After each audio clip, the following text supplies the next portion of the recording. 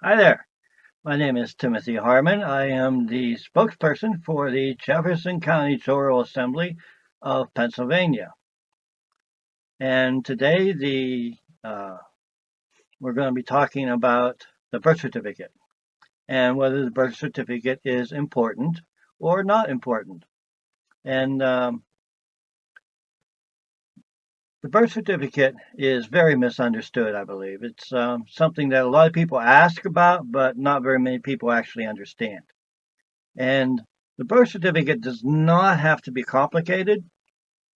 It has been made complicated by the government on purpose. Let me give you an example of that. All of our schools today are operated by government. So only the things that government would want you to know is the only thing that they're going to teach you. So something they never taught me was about birth certificates. And that being said, I think that this explanation will go very far for most people, and I will try and keep it simple. And this is going to be a series, I'm sure, part one, part two, part three. It's going to take longer than the simple 15 minutes that I'm going to do in order to explain everything. Nevertheless, the birth certificate is created whenever a woman has a baby and that infant is given a name. Now, let me explain. When I was born, I didn't have a name. My parents granted me the name Timothy Allen Harmon. And so that would be Timothy Allen of the House of Harmon. And that's my name. It's no different than the Duchess of Windsor or the Attila the Hun. Um, so it's Attila the Hun, and this is Timothy Harmon of the House, or Timothy Allen of the House of Harmon. And so the one thing I need to explain is real simple. I am not my name. I was granted a name. So if I were to build a chair, I am building the chair, but I am not the chair. And the same is, I am a man, but I am not my name. My name was granted to me so that I could do business at trade with other people. So they recognize the name. And then they put the face to the name. And then they put the house or the car to the face with the name. And so it's relevant in that the man is not the name, but the man owns the name and uses the name. So now we go back to the birth certificate. And what happens is when an infant is born, the mother is approached, not the father. The mother is approached in order to make a registration of the birth name at the courthouse that the government wants to do. And this is established for one reason, only one reason that they would do this. And it goes back to a ruling in 1795 by the Supreme Court. This ruling was Penholland versus Doan's Administrators, 1795. And what happened was the Supreme Court ruled that all corporations all governments are corporations. And so all government being corporations, they are dead entities. They are not alive. They are fictions and they are man-made. So just like I made the chair, we the people made the government. And so the government does not tell me what to do. The chair does not tell me what to do. I tell the chair or I tell the government because I'm the man and I am sovereign. Without the man who is on the jurisdiction of the land born on the soil of a state, the government cannot exist. So without us, they don't exist. So what they do, because they are fictions and because they're a corporation, like McDonald's is a corporation. So If McDonald's is a corporation and they want to do business with somebody, they have to use that name. So these folks took the name and registered it.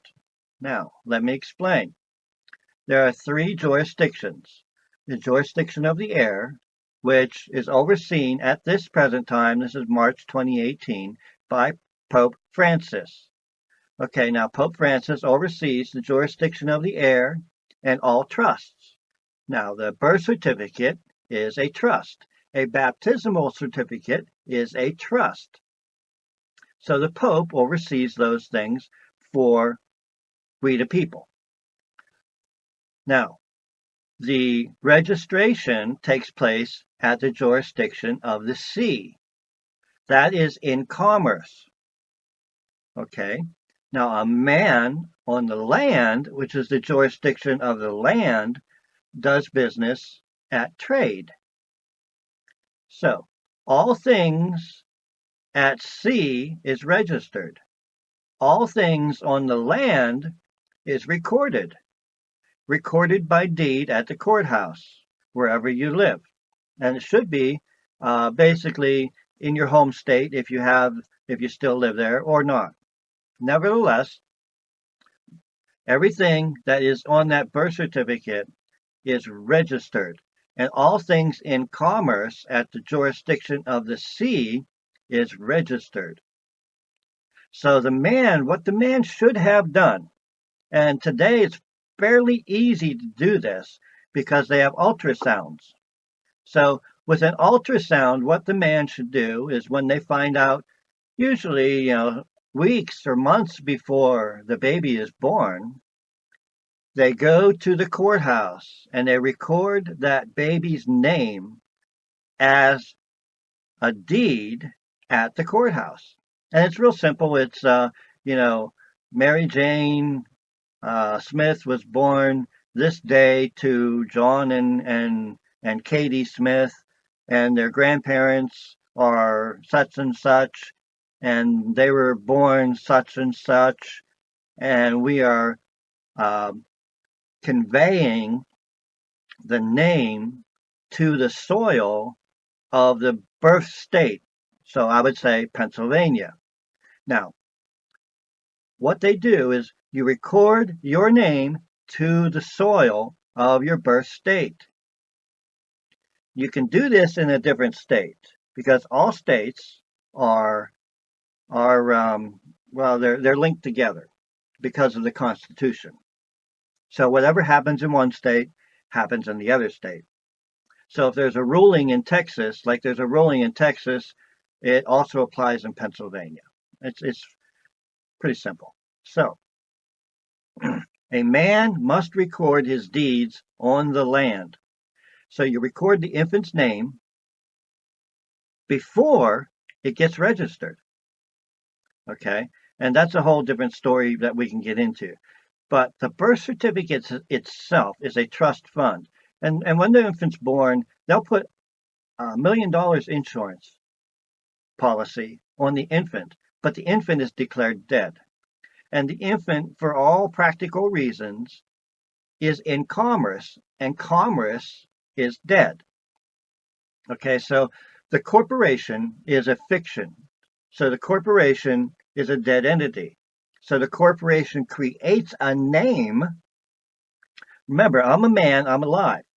But the name itself is what they use to take into court or to do business with commercially. So all courts are basically commercial courts that are not at the original jurisdiction common law. So if you don't have a common law grand jury in your county, you need to start a common law grand jury in your county. If you're in Jefferson County, Pennsylvania, you need to get a hold of me so that you can join the common law grand jury, so you can join the Joral Assembly in Jefferson County. That being said, moving on, the birth certificate is registered at the courthouse at sea. So I take my names and I re-record them because nobody ever told me to do this. So now I have re-recorded my names at the courthouse by deed. It's called a reconveyance deed. There's also an expatriation and a certificate of assumed name. Those things you can find on my website or the website called Jefferson County JoralAssembly.org.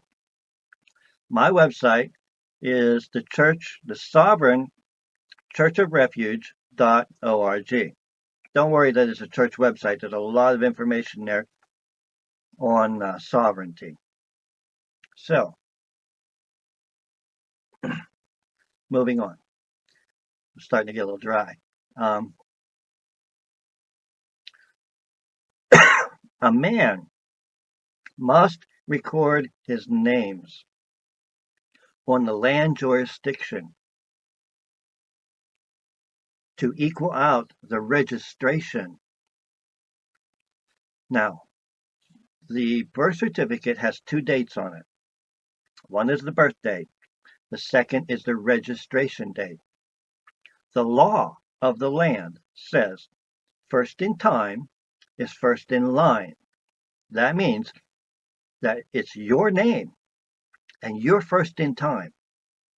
So even if you don't do any recording of deeds, when you go into court and you say, I'm a man domiciled, this is important, domiciled on the soil of Pennsylvania, where I was born, at common law, at